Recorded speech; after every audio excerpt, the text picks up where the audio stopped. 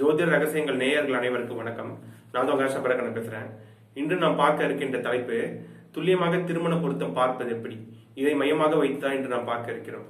திருமண பொருத்தம் எதற்காக பார்க்கறாங்க அப்படின்னு பாத்தீங்கன்னா, அதாவது ஆணும் பெண்ணும் சண்டை சச்சரவு இல்லாம ஆயுளோட, ஆரோக்கியத்தோட, தனவரோட, அந்த விருத்தியோட, குழந்தை விருத்தியோட, அந்த அனைத்து விதமான செல்வ வளங்களோட சந்தோஷமா வாழ வேண்டும் என்பதற்காக தான் திருமண பொருத்தம் என்று பார்க்கிறார்கள். ஆனால் சிலரோட ஆணும் பெண்ணோட ஜாதகத்துல அதனாலதான் பெரியவங்க கூட 16 பெற்று பெருவாறு வாழ வேண்டும் என்று வாழ்த்துவாங்க. ஆனா சில ஆணும் மற்றும் பெண்ணோட அமைப்புல திருமணத்தால் கிழிவது முன்பே அவங்களுடைய வாழ்க்கை கிழிந்து விடுகிறது. இதற்கான காரணம் என்னவென்று பார்க்கும்போது திருமண பொருத்தம் சரியாக பார்ப்பதில்லை. திருமண பொருத்தம் சரியாக பார்க்காத காரணத்தினால், அவங்களோட ஜாதக அமைப்பில் என்ன விதமான கொடுப்பனைகள் இருக்கிறது என்றே முறையாம பார்க்காத காரணத்தினால், அந்த திருமணம் என்பது 5 வருடம் கூட தாங்காது, 5 நாட்கள் கூட தாங்காத திருமண அமைப்பு கூட நம்ம பார்த்திருக்கோம். எண்ணற்ற திருமண அமைப்புகள். அதற்கான காரணம் என்னவென்று நம்ம ஆராய முற்படும் போது, அவங்களுடைய தசா புத்திகள் சரி இருக்காது, 7ஆம் பாவ கடத்தஸ்தான கொடுப்பனைகள் சரி இருக்காது, லக்ன கொடுப்பனைகள் கேரக்டர் வைஸ் எப்படி செட் ஆகுமா செட் ஆகுதான்ற முறையாக பார்ப்பது கிடையாது. அதனாலே அவங்களுடைய 5 நாட்களும் தாங்காத திருமண அமைப்புகள் அந்த பிரியக்கூடிய சூழ்நிலையை நம்ம பார்த்து கொண்டிருக்கிறோம். எண்ணற்ற காரணங்களால் அந்த திருமணம் என்பது பிரியக்கூடிய அமைப்பாக இருக்கிறது. அப்ப எப்படி திருமண பொருத்தம் பார்க்கணும் என்பதை மையமாக வைத்துதான் இன்று நாம் பார்க்க இருக்கிறோம். வெறும் நட்சத்திரத்தை மட்டும் வச்சு, அதாவது நட்சத்திர பொருத்தம் மட்டும் பார்த்து 7 பொருத்தம் இருக்கு, 8 பொருத்தம் இருக்கு, 9 பொருத்தம் இருக்கு அப்படின்னு சொல்லி திருமணத்தை பண்ணி வச்சிருவாங்க. ஆனா கட்ட பொருத்தம் பார்க்காமல் நட்சத்திர பொருத்தத்தை மட்டும் வைத்து திருமணம் பொருத்தம் இருக்கு, நம்ம திருமணம் பண்ணி வச்சிடலாம்னு சொல்லி பண்ணி வச்சாங்கன்னா 5 நாள்ல 1 நாள் கூட தாங்காத அமைப்பாக உருவாகிவிடும். அதற்காக தான் சொல்றோம், கட்ட பொருத்தத்தையும் சேர்த்து பார்க்க வேண்டும். அந்த கட்ட பொருத்தத்தையும் முறையாக எப்படி பார்க்கணும்னு அட்வான்ஸ்டு கேபி ஸ்டெல்லா அஸ்ட்ராலஜி முறையில் இன்னைக்கு நம்ம பார்க்கலாம். ஏனென்றால் நட்சத்திர பொருத்தம் என்பது சரியாக இருக்காது. ஏனென்றால் நம்மளோட ஜென்ம நட்சத்திரத்தை வைத்து இந்த பொருத்தம் என்பது பார்ப்பார்கள். ஜென்ம நட்சத்திரம் நிலையானதா என்ற ஒரு கேள்வி எழுகிறது. ஏனென்றால் நமக்கு ஆரம்ப காலத்துல ஒரு ஆரம்ப தசையாக வரும். அது நம்ம பிறக்கும் போது சந்திரன் எந்த நட்சத்திரத்துல போறாரோ அந்த நட்சத்திர அதிபதி என்ன கிரகமோ அதுதான் ஆரம்ப தசையாக வரும். ஆனால் நமக்கு அதே தசையாக இருப்பதில்லை. குழந்தை பிறக்கும் போது 1 வயதாக இருக்கும் போது அந்த தசை என்பது இருக்கும். ஆனால் அடுத்தடுத்த தசை மாறுதல் ஏற்படும் போது அந்த சந்திரனும் நகர்த்து கொண்டே வந்து கொண்டிருக்கும். அப்படி இருக்கும்போது இந்த இடத்துல நட்சத்திரம் என்பது மாறிவிடும். நமக்கு அந்த திருமண வயது என்ன தசை ஓடிட்டு இருக்கோ அந்த தசைக்கு உண்டான, அந்த கிரகத்திற்கு உண்டான நட்சத்திரத்தில் சந்திரனை மாறிவிடும். அப்ப நம்மளோட ஜென்ம நட்சத்திரம் என்பது நிலையானது கிடையாது. அப்ப அதை வைத்து பார்க்கக்கூடிய இந்த 10 பொருத்தம் 9 பொருத்தம் எல்லாமே சரியானதாக இருக்காது. அவர்களுடைய வாழ்க்கையை படுகொழியில் தள்ளுவதற்காக தான் இருக்கும். அப்ப இது போல விஷயம் பார்க்க கூடாது. அப்ப கட்ட பொருத்தத்தை முறையா பார்க்கணும். அதுவும் கட்ட பொருத்தம் என்பது ஜென்ரலா வச்சு பார்க்க கூடாது. அது துல்லிதமா வச்சு 2 பேருக்கும் கம்பேர் பண்ணி பார்த்தா தான் அது கரெக்டா இருக்கும். அப்படி பார்க்காத விஷயத்துல பல்வேறு விதமான பிரச்சனைகளை அனுபவிக்க நேரிடும். அப்ப எப்படி இதெல்லாம் பாக்குறது அப்படின்னு சொல்லி பார்க்கும்போது, செவ்வாய் தோஷம் இருக்குது, ராகு தோஷம் இருக்குதுன்னு அப்படின்னு சொல்லி திருமணத்தை வந்த வரனை தட்டி கழிக்க இருக்கக்கூடிய சூழலை மட்டும்தான் பாக்குறாங்களே தவிர அது கரெக்டா முறையா இருக்குதான்ற கூட பாக்கிறது கிடையாது. ஏன்னா 2, 4, 7, 8, 12 செவ்வாய் இருந்தால் சுக்கிரனுக்கும் சந்திரனுக்கும் லக்னத்துக்கும் செவ்வாய் இருந்தால் செவ்வாய் தோஷம் சொல்லுவாங்க. ஆனா முறையாக அது பாவ அடிப்படையில் இருக்குதா கூட பார்க்க மாட்டாங்க. ஏன்னா பாவ அடிப்படையில் அது பின்னாடி இருக்கும். இப்போ பாத்தீங்கன்னா 7ஆம் பாவம் கன்னிராசியில 5 டிகிரில ஆரம்பிக்குதுன்னா அங்க இருக்கக்கூடிய செவ்வாய் 10 டிகிரில இருக்கும். அப்ப பாவமே 7ஆம் பாவமே 5 டிகிரி ஆரம்பிக்குது. ஆனா சந்திரன் அந்த இடத்துல சந்திரன்ல செவ்வாய் அந்த இடத்துல 10 டிகிரி இருக்கும் போது அது 7ஆம் பாவத்துக்குள்ள இருக்காது, 6ஆம் பாவத்துக்குள்ள இருக்கும். அப்ப பாவ கணிதம் போடாமல் பார்க்கும்போது அது 7ஆம் பாவத்தில் இருப்பது போல் இருக்கும். அது செவ்வாய் தோஷமாக எடுத்துக்கொள்வார்கள் லக்ன அடிப்படையில். அப்படி பாத்தீங்கன்னா இது போல வச்சு பல்வேறு வரனை தட்டி கழிக்கக்கூடிய சூழ்நிலை என்பது இருக்கிறது. அதே போல ராகு கேது தோஷமும் இதே போலதான். 1, 2, 7, 8 ராகு கேதுகள் இருந்தால் ராகு கேது தோஷம் என்று சொல்லுவாங்க. இதே போல இதுக்கும் பல்வேறு விதமான நல்ல வரன்கள்லாம் தட்டி போகக்கூடிய சூழ்நிலை என்பது இருக்கிறது. ஆனால் அந்த ராகு கேது தோஷமாக இருந்தாலும் சரி, செவ்வாய் தோஷமாக இருந்தாலும் சரி, பாவ அடிப்படையில் அந்த பாவத்துக்குள் இருக்கிறதா என்பதை முதலில் பார்க்க வேண்டும். அது பார்க்காமலேயே பொதுவாக அது எந்த இடத்துல இருப்பதை மட்டும் வைத்து கணக்கு வச்சு வரனை தட்டி கழிக்கக்கூடாது என்பது ஒரு முக்கியமான விஷயம். அடுத்து பாத்தீங்கன்னா இந்த இடத்துல ராகு கேது செவ்வாய் தோஷம், இந்த தோஷங்கள்லாம் இந்த ராகு கேதுகள் கிட்டத்தட்ட 1.5 வருடம் ஒரு ராசி கட்டத்தில் இருக்கும். அதே போல செவ்வாய் கிட்டத்தட்ட 45 நாட்கள் ஒரே ராசி கட்டத்தில் இருக்கும். அப்ப இதை வைத்து இந்த தோஷங்களை வைத்து ஒரு விதமான பலன்களை சொல்வது என்பது அது பொதுவான பலன்களாக மாறிவிடும் என்று சொல்லி நாம எந்த அடிப்படையில் துல்லியமா பார்க்கணும், அட்வான்ஸ் கேபி ஸ்டெல்லா அஸ்ட்ராலஜி முறையில் எப்படி துல்லியமா இந்த திருமண பொருத்தத்தை பார்க்கணும் என்பதை இப்ப போர்டுல பார்க்கலாம். அப்ப இதற்கு 2 உதாரண ஜாதகம் மூலமா பார்க்கலாம். இந்த ரெண்டு ஒரு ஆண் மற்றும் பெண்ணோட உதாரண ஜாதகம் மூலமா பார்க்கலாம். இதுல நம்மளோட பெண் வீட்டார் வந்து கிட்டத்தட்ட 2017 நவம்பர் மாசம் நம்ம கிட்ட, அதாவது என்கேஜ்மெண்ட் எல்லாம் முடிஞ்சிட்ட பிறகு நம்ம வந்து அந்த திருமண பொருத்தத்தை வந்து பார்த்தாங்க. அவங்க ஆல்ரெடி ஒரு ஃபிக்ஸ் ஆயிட்டாங்க, அதாவது ஆணுக்கும் பெண்ணுக்கும் திருமணம் பண்ணி வச்சிடலாம் அப்படின்ற ஒரு ஃபிக்ஸ் ஆயிட்டு என்கேஜ்மெண்ட் எல்லாம் முடிச்சுட்டு வந்து பார்த்தாங்க. ஏன் வந்து பார்த்தாங்கன்னா, எதுக்காவது ஒரு தடவை வச்சு பார்த்துடலாம் அப்படின்னு அவங்க ஒரு மன ஆறுதல் காரணமாக, அந்த பெற்றோரின் மன ஆறுதல் காரணமாக நம்மளை வந்து சந்திச்சாங்க. அப்ப 2017 அந்த நவம்பர் மாசம் நம்மளை வந்து சந்திச்சாங்க. அப்ப நம்ம ஜாதகத்தை 2 பேரும் ஜாதகத்தை பார்த்துட்டு, என்னம்மா திருமணம் எப்போ வச்சிருக்கீங்க அப்படின்னு சொல்லி தான் கேட்டோம். இல்லை சார், திருமணம்லாம் ஃபிக்ஸ் பண்ணியாச்சு, டேட்லாம் குறிச்சாச்சு, என்கேஜ்மெண்ட்டும் நடந்து முடிஞ்சிருச்சு. இப்போ எங்களுக்கு என்னன்னா ஏதோ ஒரு மன ஆறுதலுக்கு வந்து பார்க்குறேன் சார் அப்படின்னு சொன்னாங்க. நம்ம என்ன பண்ணோம், இப்போ ஏமா வந்து பார்க்குறீங்க, அதாவது எல்லாமே பண்ணி முடிச்சிட்ட பிறகு பார்ப்பது சரியா இருக்காது, அது உங்களோட மன உளைச்சலுக்கு தான் காரணமாகும். இதை முன்கூட்டியே பார்த்துருந்தீங்கன்னா நான் தெளிவாக எடுத்து சொல்லியிருப்பேன். இப்போ ஒரு விதத்தை நான் வந்து கெடுப்பது போல் ஆகிவிடும் என்று சொன்னேன். பரவாயில்ல சார், என்ன இருக்குதோ உண்மையை சொல்லிடுங்க, நாம வந்து ஏன்னா இது ஒரு வாழ்க்கை பிரச்சனை, என்ன இருக்குதோ சொல்லுங்க, அதுக்கு தகுந்த மாதிரி நாங்கள் ஒரு விதமான மனநிலையில மாறிக்கிறோம் அப்படின்ற சொன்னாங்க. அப்ப நம்ம என்ன பார்த்தோம்னா, அந்த ஆணோட ஜாதகத்தை பெண்ணோட ஜாதகத்தை பார்க்கும்போது 2 பேருக்கும் பொருத்தமே இல்லை, ஆரம்ப லக்ன பொருத்தமே இல்லை. ஆனா அவங்க 2 பேருக்கும் திருமணம் வந்து கொஞ்சம் தள்ளி தள்ளி போற காரணத்தினால ஏதோ 2 பேர் வந்து லவ் மேரேஜ் எல்லாம் கிடையாது, 2 பேரும் ஏதோ இடத்துல பாத்துக்கினாங்க, டக்குன்னு பிடிச்சிருச்சு, ஒருத்தவங்க பிடிச்சிருச்சு, அதனால பிரியக்கூடாது என்ற மனநிலையில் திருமண பொருத்தம் பார்க்க வேணாம், நம்ம வந்து அப்படியே பார்த்து கல்யாணம் பண்ணிக்கலாம். ஏன்னா திருமண பொருத்தம் பார்க்கும்போது ஏதாவது பிரச்சனை இருந்துச்சுன்னா வந்து பொருத்தம் இல்லைன்னு சொல்லிடுவாங்க, அப்படி ஒரு மனநோட்டத்தில் தான் இருந்தாங்க அவங்க. இருந்தாலும் அந்த பெற்றோர்களின் வலியுறுத்தலின் காரணமாக அந்த திருமண பொருத்தம் பார்க்க நேரிட்டது. அது அந்த பெண் வீட்டார் என்னை வந்து சந்தித்தார்கள். திருமண பொருத்தத்தையும் பார்த்தாச்சு, இங்க 2 பொருத்தக்கும் சரியில்லை, கேரக்டர் வைஸும் சரியில்லை, நடப்பு தசா புத்தியும் சரியில்லை. அதனால களத்திரஸ்தான கொடுப்பனை, குழந்தை பாக்கியம் அனைத்தும் வந்து ஓரளவுக்கு கெட்டு விட்டு இருக்கிறது. மேலும் இந்த ஆண் ஜாதகனுக்கு ஆயுளின் பங்கம் இருக்கிறது, அற்பாயிலாக இருக்கக்கூடிய அமைப்பா இருக்கிறது என்று பல்வேறு விஷயத்தை சொல்லியாச்சு. அப்பயும் என்ன பண்ணாங்க, அவங்க கேட்டுக்கினேன் அப்படிங்களா சார் சொல்லி கேட்டுக்கினேன், என்ன பண்றது தெரியல சார், இது போல வரலாம் பேசி முடிச்சுட்டு என்கேஜ்மெண்ட்லாம் நடந்து முடிஞ்சிச்சு, இப்போ எதுவும் என்ன பண்றதுன்னு தெரியல அப்படின்னு சொல்லி ஒரு மன உளைச்சலின் காரணமாகவே நம்மளை விட்டு விடைபெற்று சென்றாங்க. நம்ம அவங்க கூட சொல்லியாச்சு, அதாவது மேடம், நம்ம இந்த திருமணத்தை பண்ணுவீங்க, ஆனா கிட்டத்தட்ட 2 மாதம் கூட, கிட்டத்தட்ட 60 நாட்கள் கூட இந்த திருமணம் தாங்காது, இந்த திருமணம் முடிந்துவிடும், அப்போ மறுபடியும் என்னை வந்து சந்திப்பீங்க அப்படின்னு சொல்லி தான் நம்ம வழி அனுப்பிச்சு வச்சோம். அவங்களும் நம்ம சொல்லக்கூடிய விஷயங்களை ஏத்துக்கக்கூடிய மனப்பக்குவத்தில் இல்லை. ஏனென்றால் திருமணம் வந்து என்கேஜ்மெண்ட் வரைக்கும் நடந்து முடிஞ்சிருச்சு, இன்னும் திருமணம் நடப்பதுதான் பாக்கி. அப்ப இருந்தாலும் நாம் சொல்வதை நாம் சொல்லிவிட்டோம், இதுக்கப்புறம் விதி வழியது என்று அவங்களுக்கு விட்ட வழியை நம்ம சென்று விட்டோம். அப்ப அதே போல அவங்களுக்கு நம்ம 2017 நவம்பர் மாசம் நம்மள வந்து சந்திச்சாங்கன்றதை பார்த்தோம். கிட்டத்தட்ட 2018 ஜனவரி 6ஆம் மாதத்திலே அவங்களுக்கு திருமணமும் நடந்து முடிந்தது.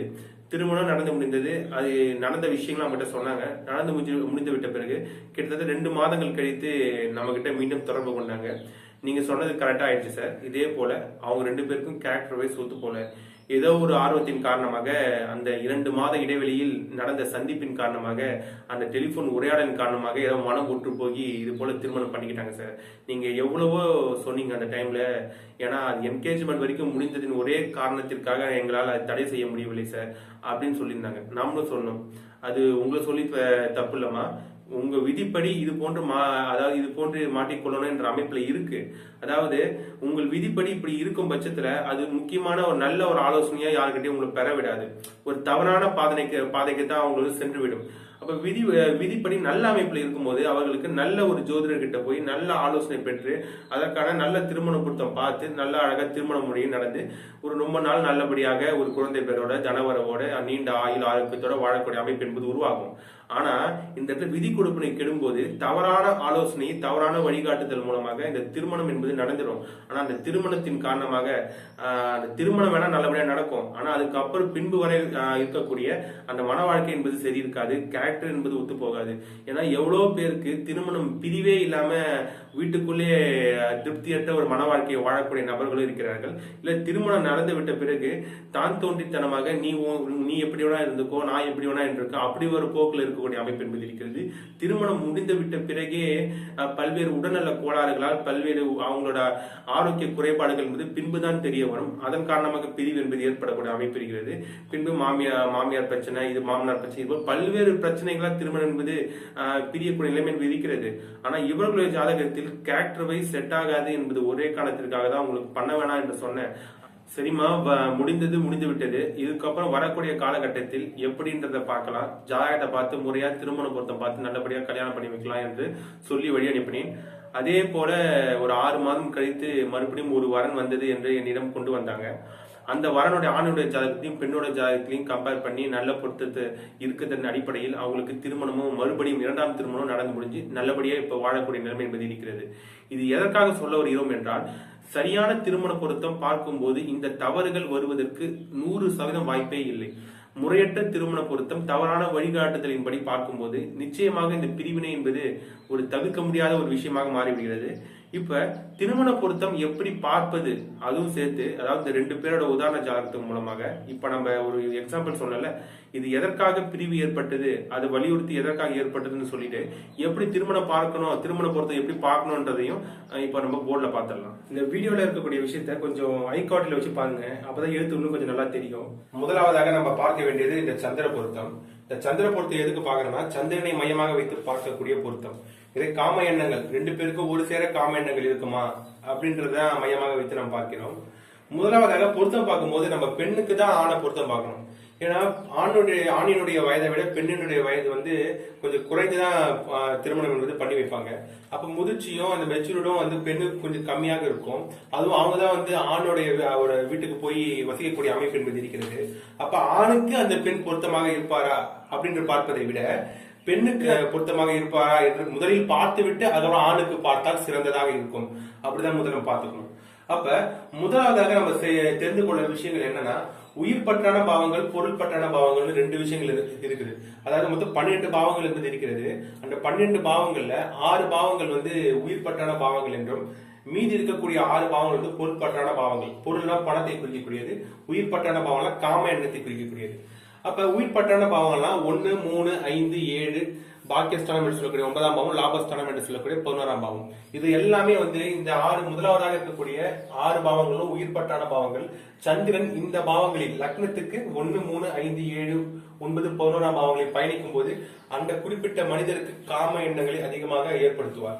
அதுவே பொருள் பற்றான பாவங்களாக கருதப்படக்கூடிய 2, 4, 6, 8, 10, 12 இதெல்லாம் பணம் சார்ந்த எண்ணங்களை அதிகமாக தூண்டும். அப்ப ஆட்டோமேட்டிக்கா காம எண்ணங்கள்லாம் கொஞ்சம் குறைந்து காணப்படும். அப்ப 2, 4, 6, 8, 10, 12 இந்த பாவங்கள்ல லக்னத்துக்கு இந்த பாவங்கள்ல சந்திரன் போகும்போது காம சார்ந்த எண்ணங்களை குறைத்து விட்டு பொருள் சார்ந்த எண்ணங்களை அதிகமாக கொண்டு வந்துருவாரு. பொருள்னா பணம் சார்ந்த எண்ணங்களை அதிகமாக கொண்டு வந்துருவாரு. அப்ப பாத்தீங்கன்னா, இப்ப எப்ப நம்ம பொருத்தம் பார்க்கணும்னா, பெண்ணுடைய லக்னத்திலிருந்து ஆணினுடைய லக்னம் 1, 3, 5, 7, 9, 11 இருக்க வேண்டும். அப்படி இருந்துச்சுன்னா 2 பேருக்கும் பொருத்தம் இருக்குது என்று சொல்லிடலாம். மாறாக பெண்ணினுடைய லக்னத்திலிருந்து ஆணினுடைய லக்னம் 2, 4, 6, 8, 10, 12 இருக்கும் பட்சத்துல இந்த இடத்துல பல்வேறு பிரச்சனைகள், அந்த தாம்பத்தியம் சார்ந்த விஷயங்கள பல்வேறு பிரச்சனைகளை அனுபவிக்க நேரிடும். ஏனென்றால் எடுத்துக்காட்டுக்கு காலச்சக்கரத்தை பாத்துங்க. காலச்சக்கரத்துல முதல் வீடு மேஷராசி. இப்ப எடுத்துக்காட்டுக்கு பெண்ணினுடைய லக்னம் மேஷ லக்னமாக இருக்குன்னு வச்சுங்க. ஆணினுடைய லக்னம் பெண்ணோட லக்னத்திலிருந்து 1, 3, 5, 7, 9, 11 இருக்கணும் அப்படின்னு சொல்லியிருக்கோம். அப்ப பெண்ணுடைய லக்னம் மேஷ லக்னமாக இருக்கும் பட்சத்தில் ஆணினுடைய லக்னம் இந்த இடம் 3ஆம் வீடாகிய மிதுன லக்னமாக இருக்கலாம். அடுத்து சிம்ம லக்னமாக இருக்கலாம். சிம்ம லக்னம் என்பது 5ஆக வந்துவிடும். அடுத்து துலா லக்னமாக இருக்கலாம், தனுஷ் லக்னமாக இருக்கலாம், கும்ப லக்னமாக இருக்கலாம். இப்பெல்லாம் திஷ்ட பொருத்தம் இருக்கு. அதுவே மாறாக இந்த ரிஷப லக்னம், கடக லக்னம், கன்னிய லக்னம், விருச்சிக லக்னம், மகர லக்னம், மீன லக்னம் இதெல்லாம் பொருத்தம். இந்த இடத்துல இப்ப ஆணுடைய லக்னம் இருக்கும்போது பொருத்தம் இல்லை. ஏன்னா இந்த ராங் கேன்சல்னு மார்க் போட்டுக்கிற இடத்துல இருக்கும்போது பொருள்பற்றான பாவங்கள், பெண்ணுடைய லக்னத்துக்கு அது பொருள்பற்றான பாவங்கள். அப்படி இருக்கும்போது இடத்துல பொருத்தம் இல்லை அப்படின்றத சொல்லிடலாம். அப்ப பெண்ணுடைய லக்னம் மேஷ லக்னமாக இருந்தால் ஆணுடைய லக்னம் மிதுனமாக இருக்குதுன்னு வச்சுங்க. ஆணுடைய லக்னம் அப்ப இந்த இடத்துல பொருத்தம் இருக்குதுன்னு சொல்லிடலாம். சரிங்களா? ஏன்னா 1 பெண்ணோட லக்னத்திலிருந்து ஆண் லக்னம் 3. அப்ப உயிர் பட்டான பாவங்கள்லாம் இருக்கு. இது எதுக்காக இது போல இருந்துச்சுன்னா பொருத்தம் இருக்குதுன்னு சொல்றாங்கன்னா, ஏன்னா சந்திரன் சப்போஸ் இந்த இடத்துல போகுது, அதாவது விருச்சிக ராசியில போகுதுன்னு வச்சு, விருச்சிக ராசியில போகுது. சந்திரன் விருச்சிக ராசியில போகும்போது பெண்ணுடைய லக்னத்துல இருந்து அது 8ஆம் வீட்டுல போயிட்டு இருக்கு. ஆணினுடைய லக்னத்துல இருந்து அது 6ஆம் வீட்டுல போயிட்டு இருக்கு. 8, 6 ரெண்டுமே பொருள்பற்றான விஷயங்கள். அப்ப 2 பேருக்குமே ஒரே நேரத்துல அந்த பணம் சார்ந்த எண்ண ஓட்டங்கள் தான் இருக்கும். காமம் சார்ந்த எண்ண ஓட்டங்கள் 2 பேருக்குமே இருக்காது. அப்ப குடும்பத்தில் பிரச்சனை என்பது இருக்காது. அதே போலதான் நம்ம ஒன்று பாத்துக்கணும். ஆனா சப்போஸ் மாறாக இப்ப பொருத்தம் இல்லாத ஏதாவது ஒரு லக்னமாக வைக்கும் போது, சப்போஸ் ஆணினுடைய லக்னம் இந்த இடத்துல இருக்குன்னு வச்சுங்க. இப்ப அதே சந்திரன் வந்து இங்க இதே இடத்துல போகுது, விருச்சிக ராசியிலே போகுது. அது வந்து பெண் லக்னத்துல இருந்து 8ஆம் வீட்டுல போயிட்டு இருக்கு. ஆனா ஆண் லக்னத்துல இருந்து வச்சீங்கன்னா 1, 2, 3, 4, 5 விருச்சிக ராசி என்பது 5ஆம் வீடாக வரும். 5ஆம் வீடு என்பது உயிர்பட்டான விஷயம். அப்ப உயிர்பட்டான விஷயம்னா காம எண்ணங்கள் அதிகரிக்கும். யாருக்குன்னா ஆணுக்கு அதிகரிக்கும், பெண்ணுக்கு 8ஆம் பாவமாக இருக்கு லக்னத்துக்கு. அப்ப பெண்ணுக்கு இருக்காது. அப்ப அந்த இடத்துல வந்து ஒருவருக்கு காம எண்ணங்கள் அதிகரிக்கும் போது பெண்ணுக்கு காம எண்ணங்கள் இல்லாத பட்சத்தில் என்ன ஆகும்? குடும்பத்தில் பிரச்சனைகள், சண்டை சச்சரவுகளே வாழ்க்கை போய் கொண்டே இருக்கும். இதனாலதான் இந்த விஷயத்தை முக்கியமா பார்க்கணும். பெண் லக்னத்துல இருந்து ஆண் லக்னம் 1, 3, 5, 7, 9, 11ஆம் பாவங்களாக இருக்க வேண்டும். அதே மாறாக பெண் லக்னத்துல இருந்து ஆண் லக்னம் 2, 4, 6, 8, 10, 12 இருக்கும் பட்சத்தில் ஒருவருக்கு காம எண்ணங்கள் அதிகரிக்கும் போது இன்னொருக்கு பணம் சார்ந்த எண்ணங்கள் அதிகரிக்கும். 2 பேருக்கும் ஒத்து போகாது. குடும்பத்தில் பிரச்சனை, சண்டை சச்சரவுகளோட வாழ்க்கை போய் கொண்டிருக்கும். ஆனா மாறாக இந்த விஷயமா இருந்துச்சுன்னா அது 2 பேருக்கும் ஒத்து போய் 2 பேருக்கும் ஒரே டைம்ல காம எண்ணங்கள் அதிகரிக்கும். 2 பேருக்கும் ஒரே நேரத்தில் பொருளாதார சார்ந்த எண்ணங்கள் அதிகரிக்கும். அப்ப 2 பேரோட குணாதிசயங்கள் அங்க ஒற்றி போயிடும். அதனாலதான் சொல்ல வரோம் இது போன்ற விஷயங்களாக இருக்கணும்னு சொல்லிட்டோம். இப்ப எடுத்துக்காட்டுக்கு ஒரு பெண், இப்ப நம்ம ஒரு உதாரண ஜாதகம் 2 பேர் ஆண் மற்றும் பெண்ணோட உதாரண ஜாதகத்தை வச்சு ஒரு விஷயத்த நம்ம ஒரு இஷ்யூ சொன்னோம். அதுக்கான எக்ஸாம் அந்த ஆண் மற்றும் பெண்ணுடைய டீடைல்ஸ் என்னன்னா இந்த டீடைல்ஸ் தான். பெண் வந்து 8/8/1995 4:50 1 AM அதிகாலை கோவையில பிறந்திருக்கிறாங்க. அதே போல ஆணுக்கு பாத்துங்க 9/3/92 5:23:39 AM திருச்சியில பிறந்திருக்காரு. பெண்ணுல இருந்து ஆணை கம்பேர் பண்ணிக்கணும். அப்படிதான் பார்த்தோம். அப்படி பார்க்கும்போது இந்த இடத்துல வந்து இந்த டைம்ல நீங்க போட்டு பாத்தீங்கன்னா லக்னம் வந்து கரெக்டா கடக லக்னமாக இருக்கும். ஆணுக்கு பாத்தீங்கன்னா இந்த இடத்துல கும்ப லக்னமா இருக்கும். பெண்ணுல இருந்து ஆணுக்கு கூட்டுங்க. இந்த ஆணுக்கு வந்து இந்த லக்னம் 1, 2, 3, 4, 5, 6, 7, 8 8 வருதா? 8ன்னு போட்டுருங்க. அது ஆணுக்கு கூட்டுங்க. ஆணுடைய கும்ப லக்னத்துல இருந்து பெண்ணுடைய கடக லக்னத்துக்கு கூட்டிங்கன்னா 1, 2, 3, 4, 5, 6 அதான் ஆணுக்குல இருந்து 6 வருது. அப்படி பார்க்கும்போது என்ன வரும்னா 6, 8 சஷ்டாஷ்டகமா வருது. அப்ப இந்த இடத்துல 6, 8 தான் என்ன பொருள்பட்டான விஷயங்கள். அப்ப இது போன்ற பாவங்களா இருக்கும்போது சந்திரன் வந்து ஏதோ ஒரு ராசி கட்டத்தை போகுதுன்னு வச்சுங்க. இப்ப எக்ஸாம்பிளுக்கு சிம்ம ராசியில போகுது. சிம்ம ராசி என்பது பெண்ணுக்கு பொருள்பட்டான ராசி. அப்ப பெண்ணுக்கு அதிகப்படியான பணம் சார்ந்த எண்ணோட்டங்கள் அதிகரிக்கும். அதுவே இதே சிம்ம ராசி என்பது ஆண் லக்னத்துக்கு 7ஆம் வீடு, அதாவது உயிர்பட்டான பாவங்களை குறிக்கும். அப்ப ஆணுக்கு காம எண்ணங்கள் அதிகரிக்கும். அப்ப 2 இடத்துல முரண்பாடாக இருக்கக்கூடிய சூழ்நிலை இருப்பதனாலதான் இந்த பெண்ணுக்கும் ஆணுக்கும் முதல் கோணல் முற்றிலும் கோணல் இந்த அடிப்படையில இந்த பொருத்தம் இல்ல பண்ணாதீங்கன்றது முன்கூட்டியே அவங்களுக்கு சொன்னேன். அவங்க கேட்கல. அதனால இந்த பொருத்தம் இல்ல, மன வாழ்க்கை சரியில்லை. இன்னும் ஒவ்வொரு பொருத்தமா வரக்கூடிய பொருத்தங்களை பார்க்கலாம். இது முதலாவதாக சந்திர பொருத்தம் என்பதை இதன் மூலமா தெரிஞ்சுக்கலாம். சந்திர பொருத்தம் இல்லை. சந்திர பொருத்தம் என்பது காமம் சார்ந்த எண்ண ஓட்டங்கள் ஒருமைப்படுகிறதா இல்ல வேற்றுமைப்படுகிறதா என்பதை மையமாக வைத்து பார்க்கக்கூடிய பொருத்தம். அடுத்து பாத்தீங்கன்னா அதாவது 4 பூதங்கள் ஜோதிடத்துல பஞ்சபூதங்கள்ல 4 பூதங்கள் ஆகிய நெருப்பு, நிலம், காற்று இந்த 4 பூதங்களையும் 12 ராசிகளுக்கு பிரிச்சு கொடுத்துருக்காங்க. அதான் எடுத்துக்க பாருங்க. மேஷ ராசி நெருப்புனா நிலம், காற்று, நீர் 6 மாறி மாறி வந்துடும். காலச்சக்கரத்துல போட்டிருக்கேன். இந்த 4 பூதங்களோட பொருத்தத்தை வச்சு ஒருத்தரோட குணநலன்கள் ஒண்டி போகுமா போவாதான்றதை நம்ம கண்டுபிடிச்சிடலாம். இப்ப அதுக்கு முன்னாடி ஒண்ணு தெரிஞ்சுக்கணும். நெருப்புக்கு ஒரு பாவத்துக்கு 12ஆம் பாவம் அந்த பாவத்திற்கு பகையாக வரும். இப்ப நெருப்புக்கு நீர் பகை, நிலத்திற்கு நெருப்பு பகை, காற்றுக்கு நிலம் பகை, நீருக்கு காற்று பகை. அப்படி அமைப்புல எழுதியிருக்கேன். நெருப்புக்கு நீர் பகை, பூமிக்கு நெருப்பு பகை, காற்றுக்கு பூமி பகை, நீருக்கு காற்று பகை. இப்படி எழுதியிருக்கேன். இது உங்களுக்கு பகையா வருதா? பகையா வந்துச்சுன்னா குணநலங்கள் ஒண்டி போவாது. ஒற்றுமையா வந்துச்சுன்னா குணநலங்கள் ஒரு கரெக்டா இருக்குன்னு சொல்லிடலாம். ஏன்னா இந்த ஒவ்வொரு பூதத்துக்கும் ஒவ்வொரு விதமான குணாதிசயங்கள் என்பது இருக்கிறது. இப்ப நெருப்புக்கு ரொம்ப ஆக்ரோஷத்தன்மை, கொஞ்சம் கோபப்படக்கூடிய தன்மை கொண்டவர்களாக இருப்பாங்க நெருப்பு ராசியில லக்னமா விடும் பட்சத்துல. அதுவே நில ராசியில விடும்போது கொஞ்சம் அமைதியாக இருக்கக்கூடிய தன்மை இருக்கும். அதாவது அமைதியாக இருக்கும், அன்பு, பாசம் இதெல்லாம் கலந்த ஒரு கலவையா இருக்கும். அப்ப பாத்தீங்கன்னா இவங்க 2 பேருக்குமே ஆகாது. ஆக்ரோஷத்தன்மைக்கும் அமைதிக்கும் ஆகவே ஆகாது. அதே போல இது அமைதியா இருப்பாங்க. இவங்க வந்து காற்று ராசி லக்னமா விடும்போது ரொம்ப சுறுசுறுப்பா இருப்பாங்க. அப்ப இந்த இடத்துல சுறுசுறுப்புக்கும் அமைதிக்கும் ஒண்டி போகாத குணநலன்கள். இப்ப காற்று சுறுசுறுப்பா இருக்கும். இந்த நீர் என்பது கொஞ்சம் வளைவு நெளிவாக இருக்கும். ரொம்ப ஒரு சஞ்சல மனம் படைத்தவர்களாக இருப்பாங்க. அப்ப இவங்க 2 பேருக்குமே ஆகாது. அப்படி பட்சத்துல இவங்களுக்கு பாத்தீங்கன்னா இது வந்து இந்த பூதங்களுக்கு இந்த பூதங்கள் பகை என்பதை தெரிந்து கொண்டு இது 4 பூத பொருத்தம் என்பதை சொல்லிவிடலாம். இப்ப பெண் லக்னம் வந்து பாத்தீங்கன்னா கடக லக்னத்துல வந்திருக்கு. கடக லக்னம் என்பது நீர் ராசி, நீர் தத்துவத்தை கொண்டது. அதுக்கு ஆண் லக்னம் பாத்தீங்கன்னா இந்த இடத்துல கும்ப லக்னத்துல விழுந்திருக்கு. கும்ப லக்னம் என்பது காற்று ராசி. அப்ப பெண்ல இருந்து ஆணு கம்பேர் பண்ணோம். பெண் என்பது இந்த இடத்துல நீர், ஆணுக்கு காற்று. இந்த இடத்துல ஆணுக்கு காற்றா வந்துடும். நீருக்கு காற்றுன்னு பார்க்கணும். நீருக்கு காற்று பகை. அப்ப இவங்க ரெண்டு பேரோட குணநலன்கள் என்பது ஒத்து போகாது.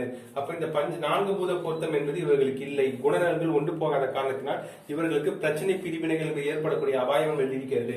அதே போல இவர்களுக்கு திருமணமாகி 2 மாதங்களில் பிரிவினையும் ஏற்பட்டு விட்டது, கேரக்டர் வைஸ் ஒத்து போகாத காரணத்தினால். இதான் முக்கியம். இது வந்து 2வது பொருத்தம். இது வந்து ஃபர்ஸ்ட் பொருத்தம் வந்து ஒரு விஷயம் பார்த்தோம். இது வந்து 2வது பொருத்தம். அடுத்து 3வதாக லக்ன நட்சத்திர பொருத்தம் என்பது பார்க்க போகிறோம். அதாவது இந்த 12 பாவங்கள் இருக்குல்ல, 12 பாவங்கள் வந்து என்ன நட்சத்திரத்துல வந்து இருக்குன்றத ஆணுக்கும் எழுதிக்கங்க, பெண்ணுக்கும் எழுதிங்க. எழுதிக்கின்னு இந்த லக்ன நட்சத்திர பொருத்தம் எதுக்காக பார்க்க போறோம்னா, லக்னம் என்பது ஒரு எண்ண ஓட்டம், செயல்திறன், ஈடுபாடு, அதாவது குணநலன்கள், ஒழுக்க நலன்கள், பண்பு நலன்கள் எல்லா விஷயத்தையும் வந்து லக்னம் தான் சொல்லும். அப்ப இந்த ஆணினுடைய லக்ன நட்சத்திரத்தை வச்சு இந்த ஆணினுடைய குணாதிசயம் இந்த பெண்ணுக்கு வந்து சாதகமா இருக்கா பாதகமா இருக்கான்றத ஃபர்ஸ்ட் பார்க்கணும். ஏன்னா பெண்ணுக்கு கரெக்டா இருக்கான்னு பார்த்துட்ட பிறகு அந்த பெண்ணோட குணாதிசயம் ஆணுக்கு பொருந்துதான்றத பார்க்கணும். சரிங்களா? அப்படி பார்த்தா அது கரெக்டா இருக்கும். அதான் ஃபர்ஸ்ட் எழுதிருக்கோம். ஆண் லக்ன நட்சத்திர அதிபதி பெண் ஜாதகத்தில் 4, 6, 8, 10, 12ஆம் பாவ நட்சத்திர அதிபதியாக அமையக்கூடாது. ஏன்னா ஒரு பெண்ணுக்கு இருந்தாலும் சரி, எந்த மனிதர்களுக்கு இருந்தாலும் சரி, 4, 6, 8, 10, 12 என்பது லக்னத்துக்கு தீமை தரக்கூடியது. அப்ப சப்போஸ் வந்து ஆணினுடைய லக்ன நட்சத்திர அதிபதி இப்ப இவருக்கு பாத்தீங்கன்னா செவ்வாய் என்பது இருக்கு. இது ஒருபோதும் பெண்ணினுடைய 12 பாவங்கள்ல 4, 6, 8, 10, 12 என்று தீங்கு விளைக்கக்கூடிய பாவங்களை தொடர்பு கொள்ளக்கூடாது. ஒரு தொடர்பு கொள்ளும் பட்சத்துல இந்த ஆணினுடைய குணாதிசயங்கள், பண்பு நலன்கள், எல்லா விஷயம் வந்து பெண்ணுக்கு பொருந்தாதுன்றத ஃபர்ஸ்ட் தீர்மானிச்சிடலாம். அதாவது ஆணில் லக்ன நட்சத்திர அதிபதி பெண் ஜாதகத்தில் 4, 6, 8, 10, 12ஆம் பாவ நட்சத்திர அதிபதியாக அமையக்கூடாது. இது முதல் பாயிண்ட். அடுத்த பாயிண்ட் என்ன பண்ணா, நாணத்துக்கு பெண் போட்டுக்கிட்டான். பெண் லக்ன நட்சத்திர அதிபதி குரு ஆண் ஜாதகத்தில் 4, 6, 8, 10, 12ஆம் பாவ நட்சத்திர அதிபதியாக அமையக்கூடாது. இது 2வதாக பார்க்கணும். இப்ப 2 விதமா பொருத்தம் பார்க்கணும். இப்ப முதலாவது பாத்தீங்கன்னா இது வந்து பாவ நிலையில வந்து 12 பாவங்கள் என்பது இருக்கு. 12 பாவத்துக்குள்ள என்னென்ன பாவத்துக்குள்ள நவகிரகங்கள் அடைஞ்சிருக்குன்றதை எழுதியிருக்கேன். பெண்ணோட ஜாதகத்துல சூரியன் செவ்வாய் 1ஆம் பாவத்துல, புதன் 2ஆம் பாவத்துல, ராகு 4, சந்திரன் 6, குரு 5, செவ்வாய் 3, சனி 9, கேது 10. இது பெண்ணுடைய ஜாதகத்தில் நவகிரகங்களும் அடையப்பட்டுள்ள பாவங்கள்ல. ஆணுடைய ஜாதகத்தை எடுத்துக்கிட்டீங்கன்னா சூரியன் 1ஆம் பாவத்துல, புதன் 2, சந்திரன் 3ஆம் பாவம், கேது 5ஆம் பாவம், குரு 7ஆம் பாவம், ராகு 11ஆம் பாவம், சனி செவ்வாய் சுக்கிரன் 12ஆம் பாவம். இது எதற்காக போடுறோம்ன்றத பாத்துக்கலாம்.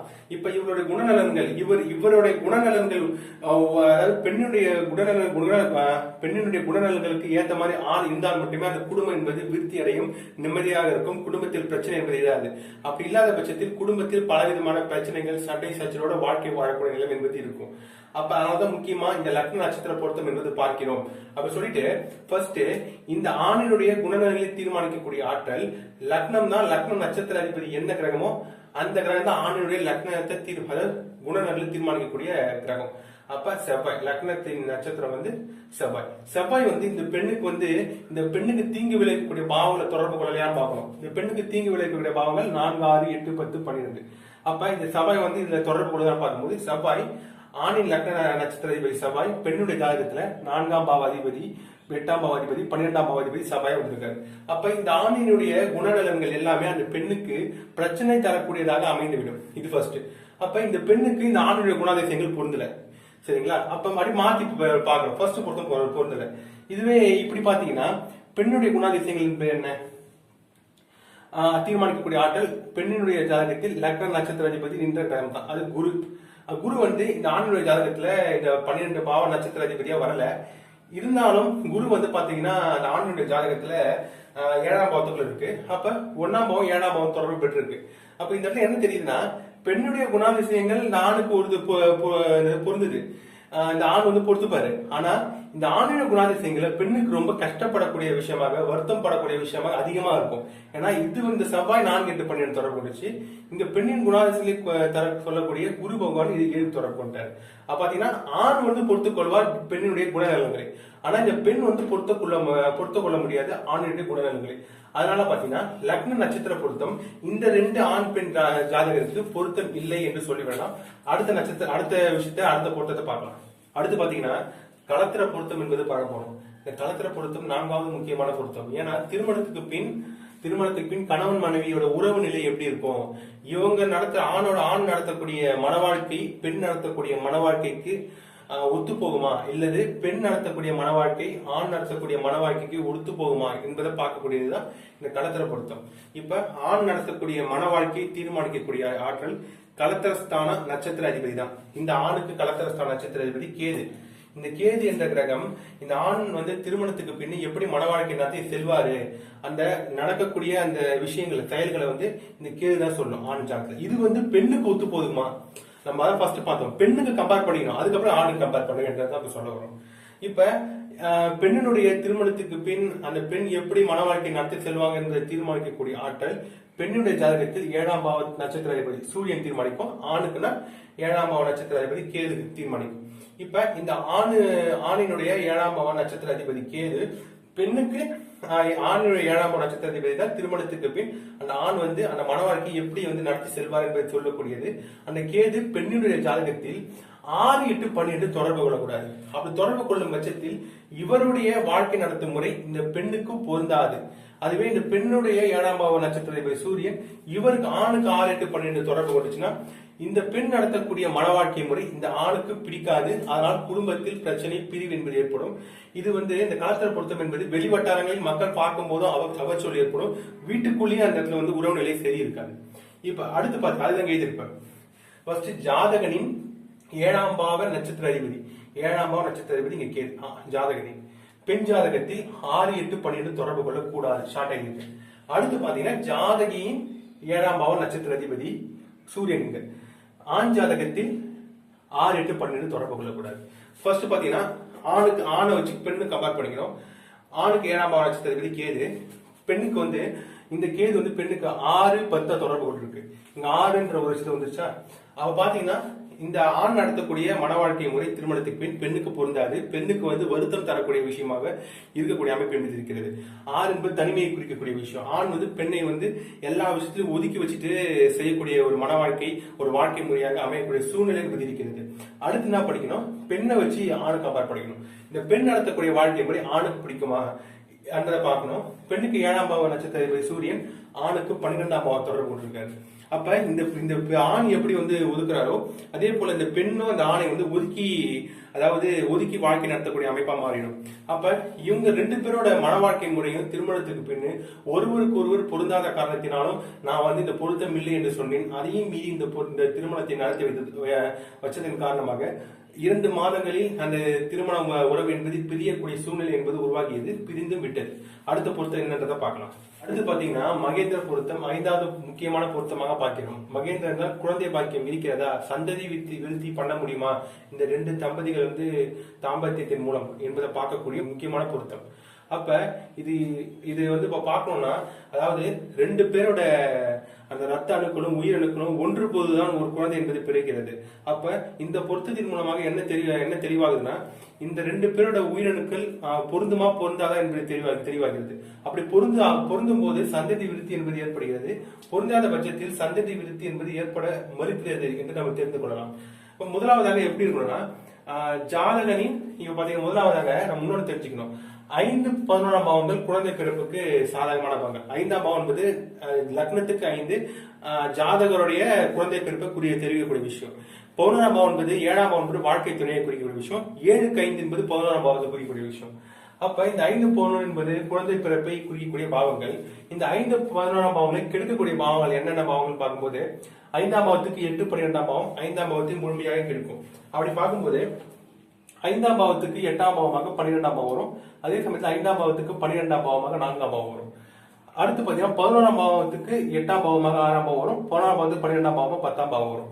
அப்ப 6, 10, 4, 12 இந்த பாவங்கள்லாம் குழந்தை பிறப்பை மறுக்கக்கூடிய பாவங்கள். அதை மையமாக வைத்து நம்ம பார்க்கலாம்.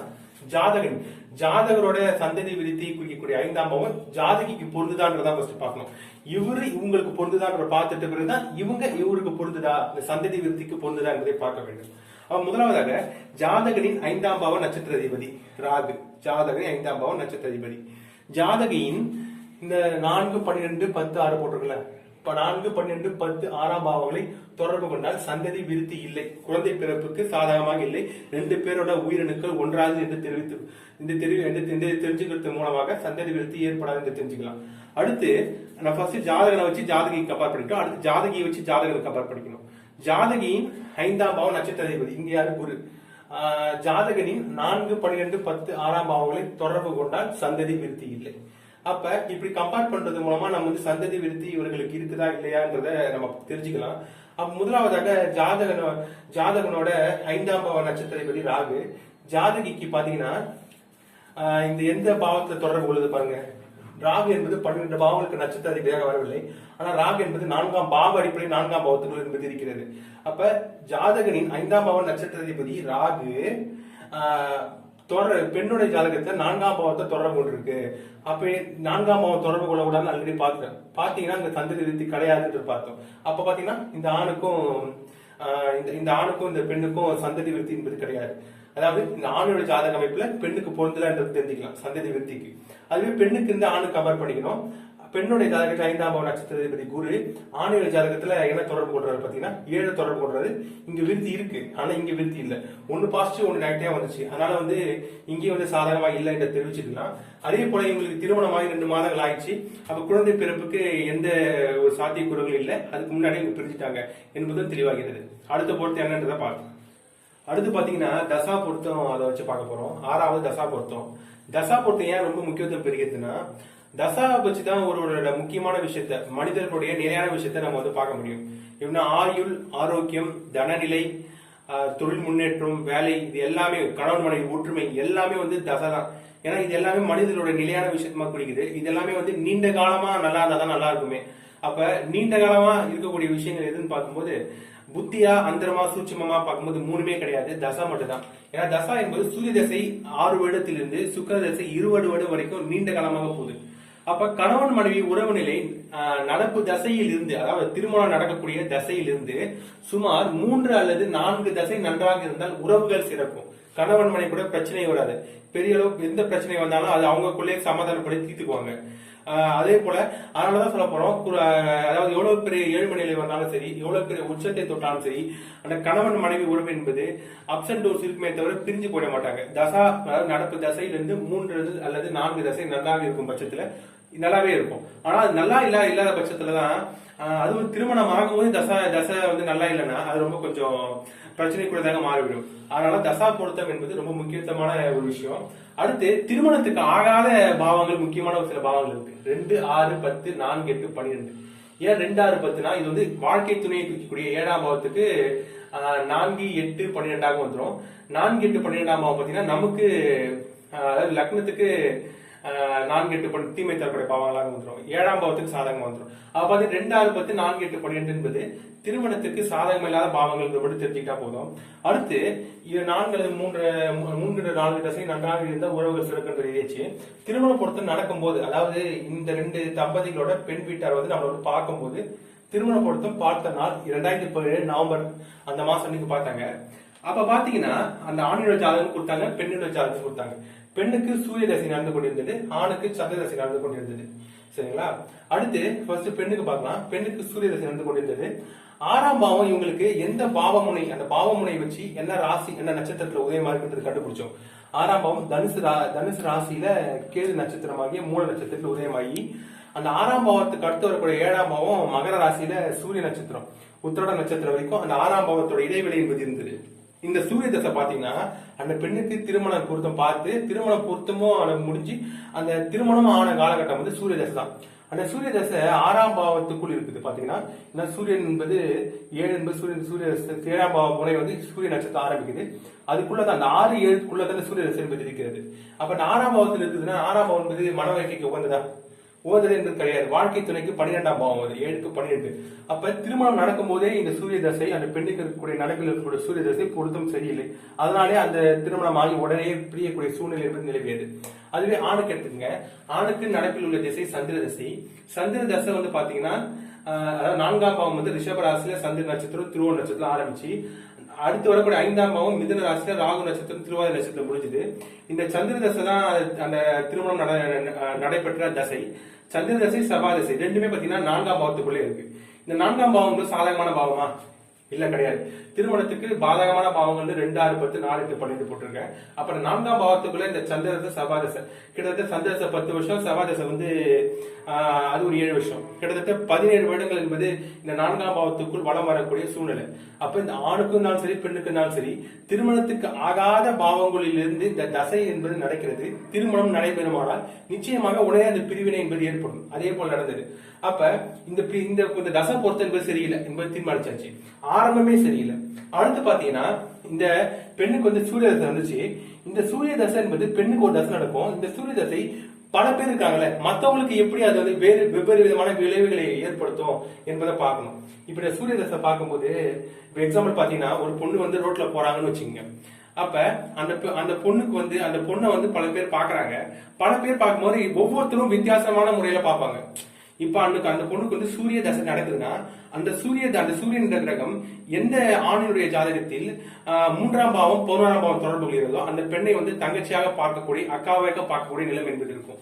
அதுவே அந்த சூரிய தசை எந்த ஆணின் ஜாதகத்தில் 5ஆம் பாவத்தோடு தொடர்பு கொள்ளும் போது அந்த பெண்ணை ஒரு காதலியாய் பார்க்கக்கூடிய நிலம் என்பது இருக்கும். அதே சூரிய தசை அந்த பார்க்கக்கூடிய ஆண்களுக்கு 7ஆம் பாவம் தொடர்பு கொள்ளும் போது இவங்க ஒய்ஃபா வரணும் என்ற ஒரு எண்ணம் என்பது இருக்கும்.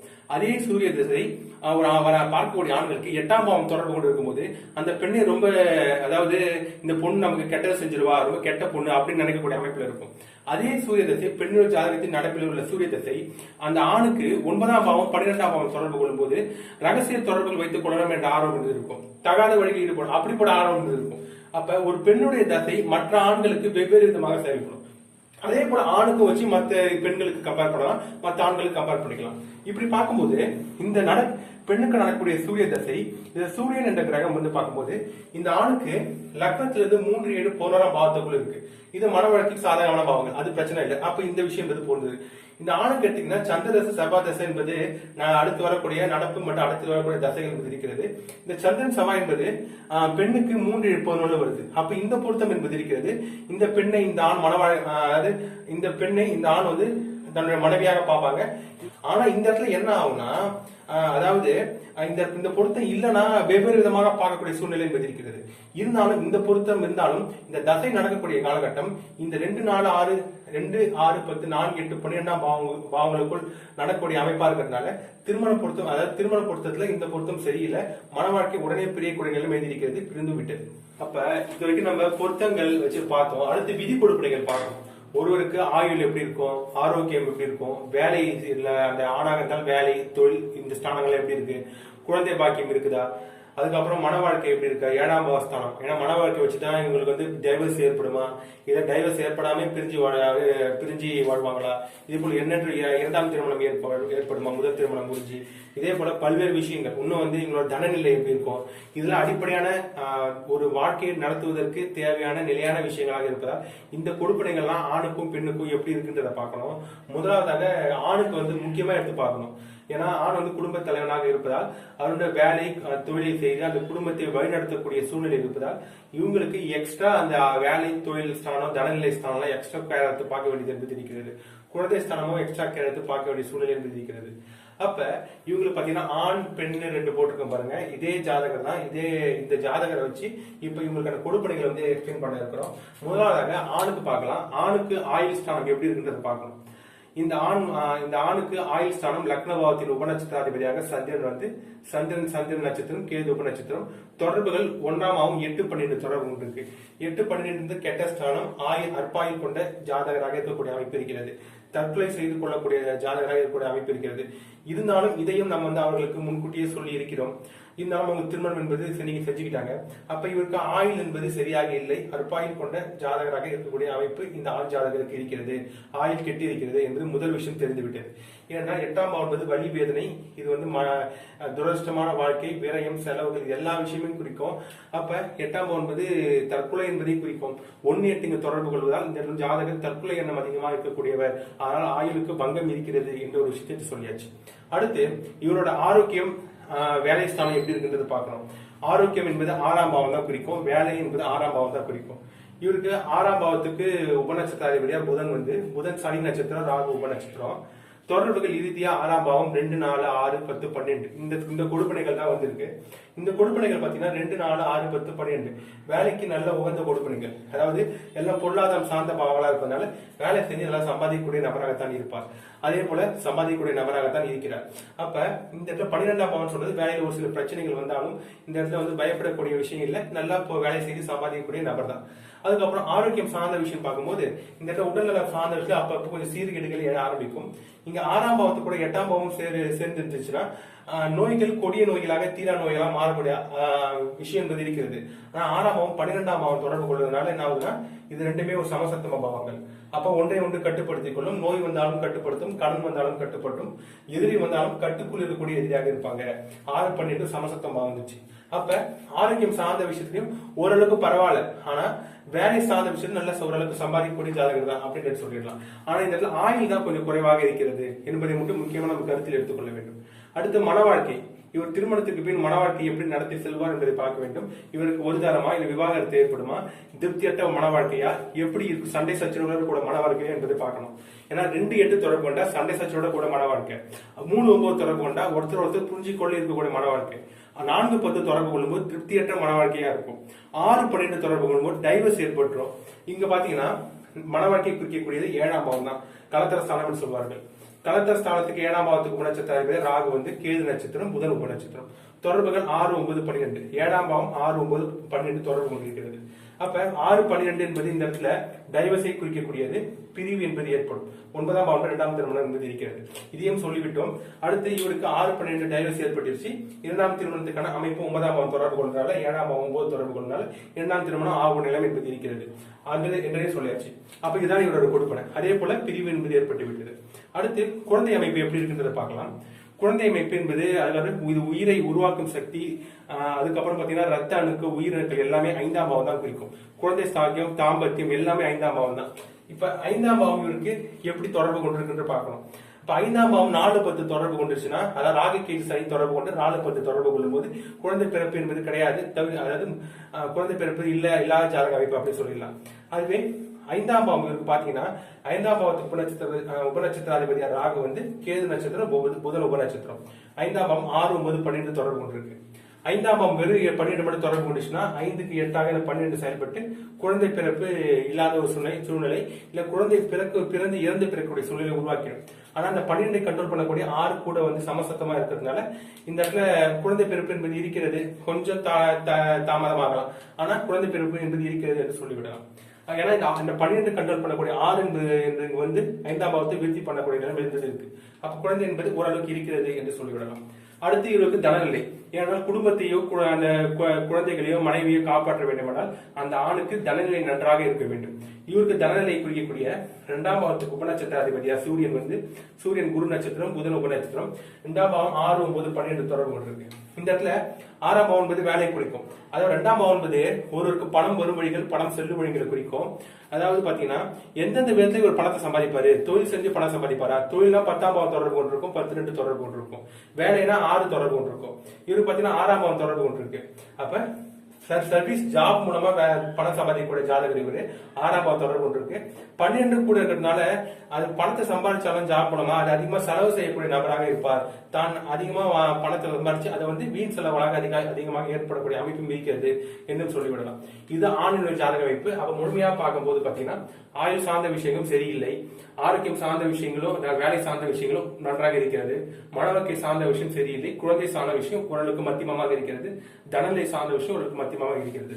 இப்ப அதுவே பெண்ணுக்கு எடுத்துக்கங்க, ஆயில் என்பதை பார்க்கணும். பெண்ணுக்கு வந்து ஆயில் எப்படி இருக்கு, ஆரோக்கியம் எப்படி இருக்கு, வேலை செஞ்சு சம்பாதிக்கக்கூடிய பெண்ணாக இருப்பாங்களா, மன வாழ்க்கை எப்படி இருக்கும், குழந்தை ஸ்தானம் புத்திர யோகம் என்பது இருக்கிறதா, தனநிலை எப்படி இருக்கு என்பதை பார்க்கலாம். ஏன்னா இன்னைக்கு இருக்கக்கூடிய சமுதாயத்துல ஆண் மட்டும் சம்பாதிப்பது என்பது கிடையாது, பெண்ணும் சேர்ந்து சம்பாதிக்கக்கூடிய நிலைமை உருவாக்கிவிட்டது. அப்பதான் குடும்பத்தை ரன் பண்ணக்கூடிய சுச்சுவேஷன் வந்ததுனால பெண்ணுக்கு வேலை செய்யக்கூடிய அமைப்பு இருக்கா என்றெல்லாம் கேட்டுதான் பண்றாங்க. அப்படி பார்க்கும்போது பெண்ணுக்கு இந்த ஸ்தானங்கள்லாம் இந்த கொடுப்பனைகள்லாம் எப்படி இருக்குன்றத பார்க்கலாம். பெண்ணுக்கு ஆயுள் ஸ்தானம் பாருங்க, ஆயுள் ஆயில் என்பது லக்ன பாவத்தை தீர்மானிக்கும். லக்ன பாவத்துக்கு உபநட்சத்திர அதிபதியா ராகு, செவ்வாய் நட்சத்திரம், சந்திரன் உபநட்சத்திரம். தொடர்புகள் லக்ன பாவம் 3, 6 என்ற தொடர்பு கொண்டு இருக்கு. லக்ன பாவம் நன்றாக தான் இருக்கு. லக்ன பாவம் இந்த ஆண் ஜாதகரை போல 8, 12 தொடர்பு கொள்ளவில்லை.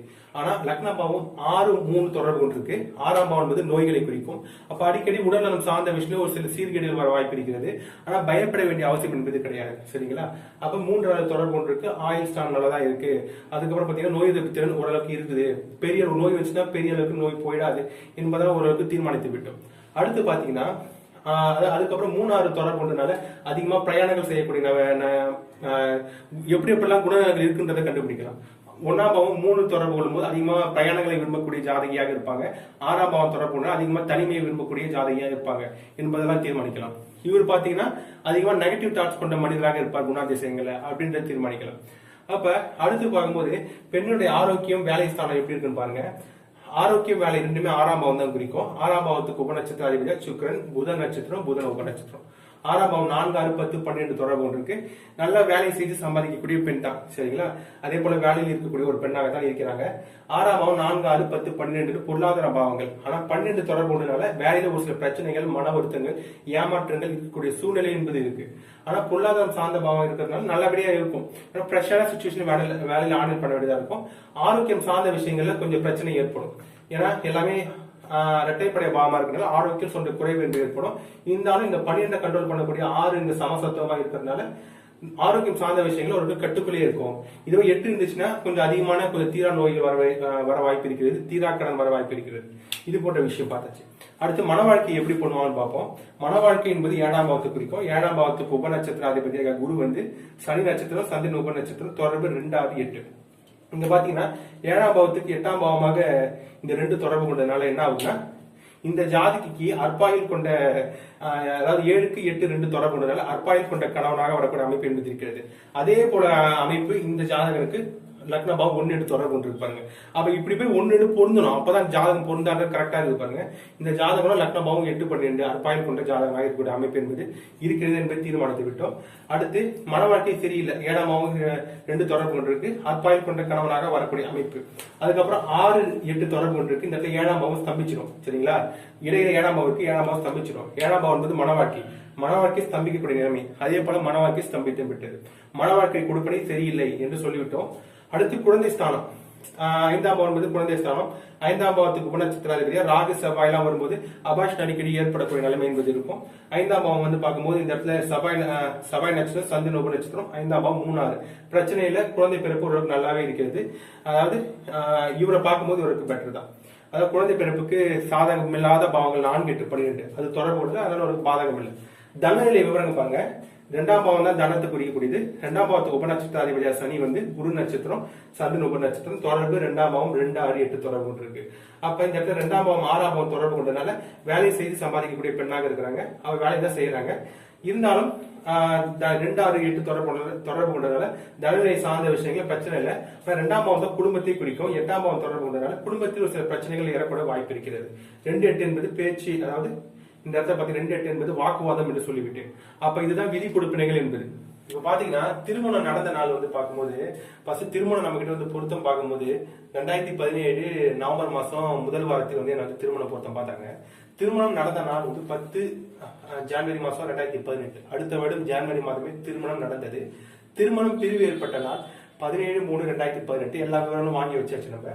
இப்ப ஏன்னா அவங்க நம்ம கிட்ட தகவல் தெரிவிச்சாங்க. இது போல நீங்க சொன்ன மாதிரி நடந்துருச்சு சார் என்ற ஒரு விஷயத்த சொல்லி தகவலை தெரிவிச்சதுனால நம்ம எல்லாரும் நோட் பண்ணிக்கணும்.